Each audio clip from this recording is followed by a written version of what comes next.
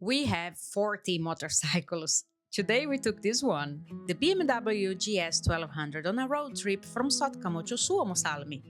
The destination? A forest with over 1,000 silent human figures made of straw, standing in the middle of nowhere. But first, we stopped for something unexpected. The road from Sotkamo to Suomussalmi is one of those roads that reminds you why people ride motorcycles. Forest on both sides, almost no traffic, just the road, the engine, some reindeers, and the trees going past. Suomussalmi is about 100 kilometers from where we live. It's one of those most sparsely populated areas in all of Finland, and one of the most historically significant, but we'll get to that. We stopped at the cafe along the way, and it turned out to be more interesting than expected. The place had a small exhibition of prehistoric artifacts from the region. Kaino has been inhabited for thousands of years, and sometimes you find reminders of that in the most unexpected places. But what really caught my attention was the petuleipä. Petuleipä, pine bark bread. It sounds exactly like it is. Bread made with inner bark of pine trees.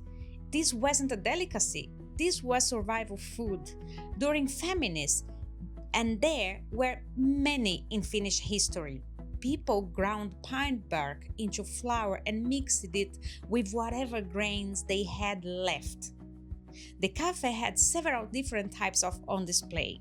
Each one is slightly different textures, different eras, different degrees of desperation. I grew up in Brazil, where food was never something we worried about running out of. Standing in front of pine bark bread, I thought about that for a long time. And then we arrived, Hiljainen kanssa, the silent people. It's an art installation created by the Finnish artist Reijo Kela. Over 1,000 human figures made of straw and wood placed along the road in the forest of Suomussalmi.